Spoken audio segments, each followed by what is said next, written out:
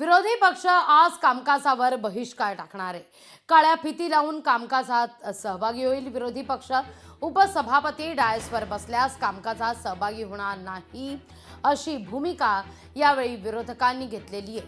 नीलम गोऱ्हेंविरोधात विरोधक आक्रमक झाले आहेत.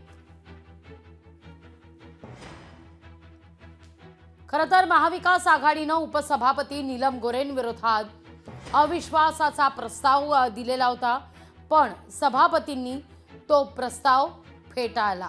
काल भाजपचे गटनेते असलेल्या प्रवीण दरेकरांनी उपसभापतींवर विश्वास प्रस्ताव ठेवला, तर विरोधी पक्ष नेत्यांना आपल्याला भूमिका मांडू दिली जात नाही असा यानंतर सूर आळवला आणि याचाच निषेध म्हणून आज विरोधक काळ्या फिती लावून कामकाजात सहभागी होत आहेत.